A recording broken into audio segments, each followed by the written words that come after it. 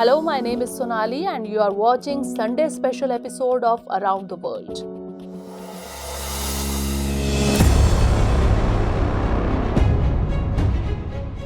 The 17th summit of the G20, formed for international coordination of economic policies, was held in Bali, the capital of Indonesia.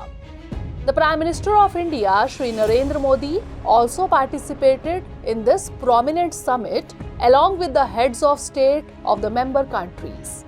This summit, important from the point of view of international politics, took place in the shadow of the Ukraine crisis. The Ukraine crisis is indeed becoming a global issue and it must be solved urgently. But instead of this issue, India would like to give more priority to the issues related to the Global South in the G20 forum. Against this backdrop, several pertinent questions arise. Firstly, what is Global South? Secondly, why is India raising this issue and what are its implications? We will try to find answers to these questions in today's episode. Let us first of all know about the Global South. Actually, the concept of the Global South was introduced to help the countries of the Southern Hemisphere cooperate on political, economic, social, environmental, cultural, and technological issues. The term Global South in the contemporary political sense was used by 𝐸𝐿 𝐏𝐫𝐞𝐥𝐢𝐬 in 1969. 𝐸𝐿 𝐏𝐽𝐵, while writing on the Vietnam War in the Catholic magazine Commonweal, wrote that the nations of the Southern Hemisphere have been dominated for centuries by the nations of the Northern Hemisphere, which is creating an intolerable social order. It is worth noting that terms like South-South cooperation and core-periphery are also used along with the Global South, which together means that the states of the Northern Hemisphere intend to dominate the states of the Southern Hemisphere on any global issue. To counter this dominance of the Northern Hemisphere, the United Group of Developing Countries is symbolically called the Global South. Let us now understand why it is being expected from India to raise the issues related to the Global South in the G20. Amid the ongoing East-West conflict between the major superpowers, the crisis of multilateralism, and the recession of the major economies, India has again chosen the unity of the Global South. India is being considered the voice of the Global South on the eve of the G20 summit to be held in Bali. Despite various global impasses, India has consistently pushed the developmental agenda from the G20 forum, due to which the nations of the Global South trust India's leadership. In this regard, India is going to assume the presidency of the G20 in 2023, and it is expected that India will keep in mind the issues of the Global South while preparing the roadmap for the next G20 summit. It is well known that differences in energy diversification and emerging challenges in trade and technology will need to be addressed for the first time due to the Ukraine crisis. Recessions in the US, China, and Europe can weaken the world economy, which can push back the world economic system. In this regard, India's commitment to digital transformation and digital inclusion is commendable and holds promise for the future of developing countries. India's success in welfare schemes such as Unified Payments Interface or UPI, direct benefit transfer, and Aadhaar authentication has opened up possibilities for developing countries. Hence, it can be said that the relevance of the Global South is increasing. In the context of COVID-19, the use of the CoWIN platform has increased equity in vaccine access. India lobbied before the World Trade Organization to ensure equal access to vaccine production, which resulted in TRIPS exemption for vaccine production to developing countries for the next 5 years. Significantly, it is important to develop a consensus on an open source as all economies are rapidly moving towards digitization. In addition, it is necessary to create an interoperable framework for open application programming interfaces or APIs, and public digital platforms on which the private sector can innovate freely. In this regard, India's Digital India program can become a great example for the Global South. The climate challenge will certainly be one of the important issues of the G20 meetings to be chaired by India. India's efforts to achieve clean energy and resolve the global climate issue reflect the commitment of its leaders. Actually, at the Glasgow COP26, PM Modi proposed Mission Life, which puts the individual at the center of global climate action. The mission aims to establish a global network of individuals committed to adopt and promote an eco-friendly lifestyle. Moving forward in this direction, India will have to focus on the climate fund during its G20 presidency. There is a need to declare a new target, apart from the $100 billion target, to specifically address issues related to climate change from 2020 to 2025. The G20 forum will provide India with an opportunity to accelerate its various initiatives for clean energy partnership, particularly solar, wind and hydrogen, with the EU, US and Japan. It will also provide India with an opportunity to promote the idea of One Sun, One World, One Grid, presented by Prime Minister Modi for the first time at the International Solar Alliance in 2018. Clean energy and the achievement of sustainable development goals can be mutually reinforcing. Green hydrogen can replace fossil fuels on an industrial scale, including in sectors such as refineries, fertilizers, transport and cement. India has the potential to set an example of decarbonized economic growth to realize the global ambitions of the G20. India also has a viable international framework for the development and international trade of green ammonia and green hydrogen.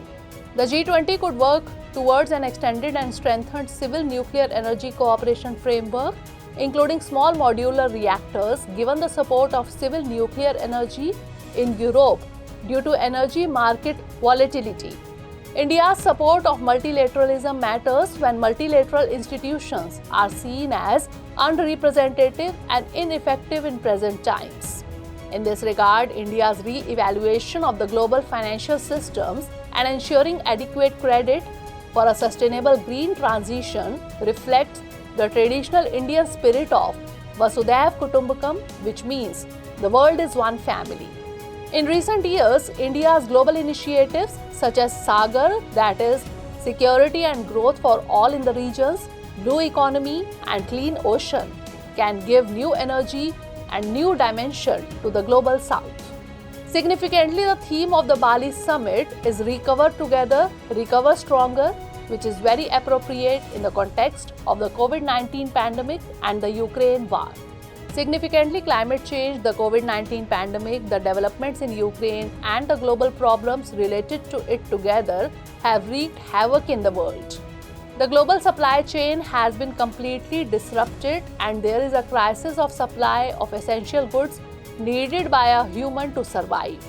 The supply crisis challenge has become more serious for the poor citizens of many countries of the world, where they were already struggling with the supply crisis of daily essential goods.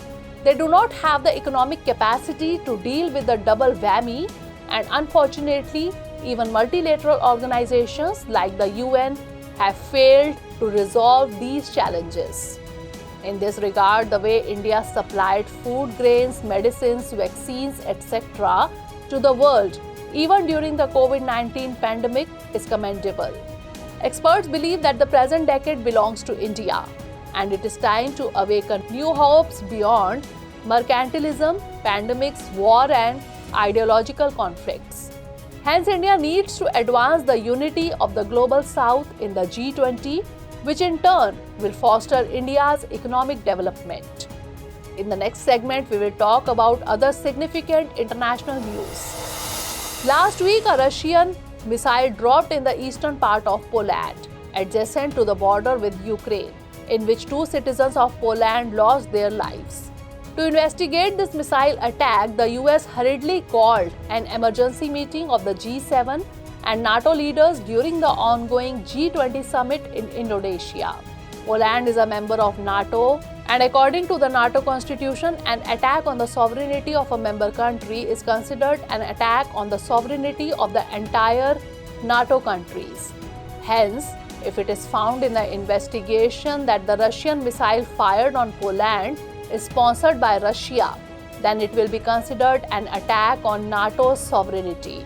Since Ukraine still holds stockpiles of former Soviet and Russian-made weapons, it is possible that the attack may not have been sponsored by Russia. Amid the recent tensions, Azerbaijan has arrested 5 of its citizens on charges of spying for Iran. They were gathering information about the Azerbaijani civilian army and its drones. They were also gathering information about the country's energy infrastructure and the details of the drones being procured from Israel and Turkey.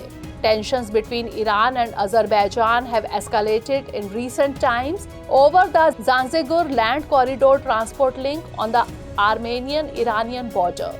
This transport link will connect the mainland of the Azerbaijan with Nakhchivan and Turkey. On the other hand, Iran has been accusing Azerbaijan of promoting separatist sentiments in its region.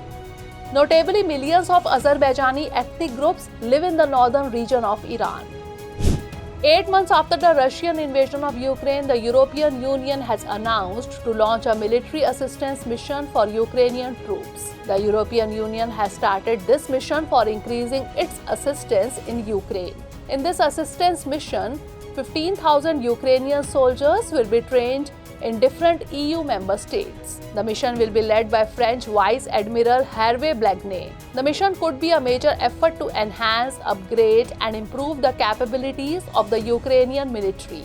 Recently, the United States has decided to extend the TPS, that is Temporary Protected Status, till 30th June 2024 for the citizens of Haiti, El Salvador, Nicaragua, Honduras, Sudan, and Nepal. Now, people from these countries living in the US will not be deported from the country till 30th June 2024.